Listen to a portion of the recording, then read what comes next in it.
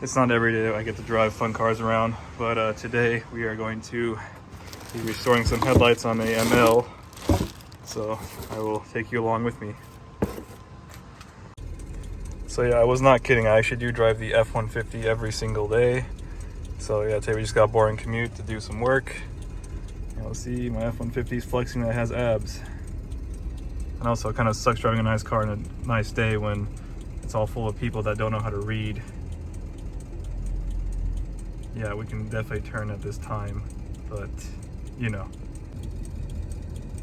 That's a neat car. I'm the only non-Mercedes here.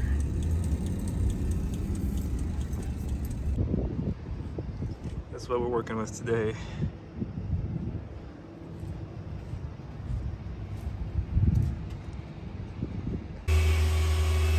All right, that's the before.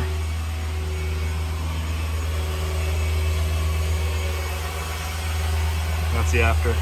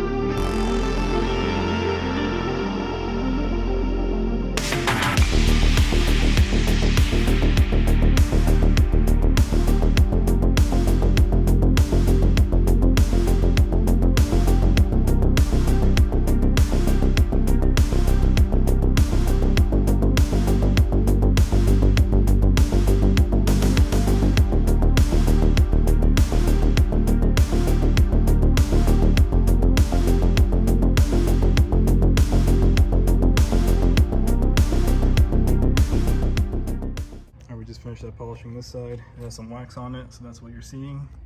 But we're done. Much better than before.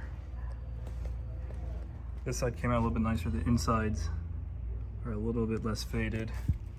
We'll see here the chrome doesn't look too nice. But a big improvement nonetheless.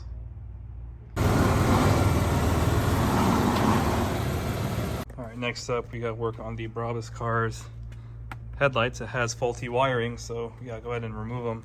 Luckily on a pre-facelift, once you remove this panel, the headlight comes out pretty easily. It's not like a facelift where you have to remove the entire bumper to get to the headlight.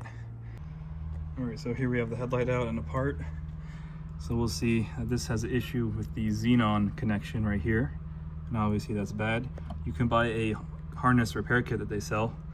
You see this one has the 2-prong, so one's for the auto level lights. So the problem is that the harness will only go up to that connector right here, but that part will not be replaced, and I believe that is a part that is bad. So we'll see it goes up to these connections, which are closed, which we'll have to cut open and then rewire, because the xenon light is not working when you apply 12 volts to pins 1 and 2, which those are the pins that will power it. So we'll see the brown is the ground and the red is power. That's exactly how I applied, and we got nothing. So this will be a completed project for another day, but we'll see. Wrapping it up kind of does help a little bit, but it does eventually fail in other places. So the best thing to do is either replace it with a harness kit or just rewire it.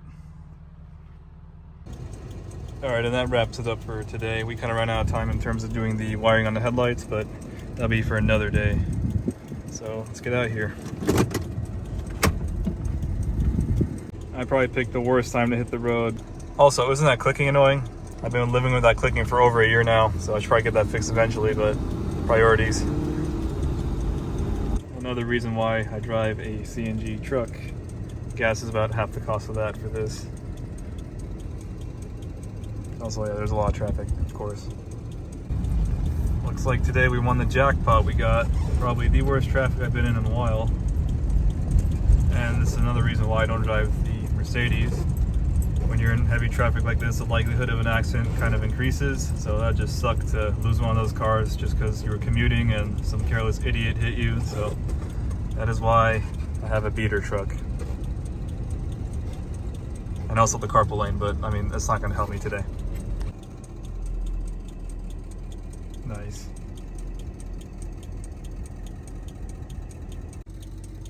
All right, we finally arrived home. So that is how long it takes me to commute. And it's not that far, it's only 15 miles. So yeah, traffic really sucks. I did stop and get some food, got some Chick-fil-A, but that is SoCal traffic, it sucks. Also, check this out. That ticking never stops either, so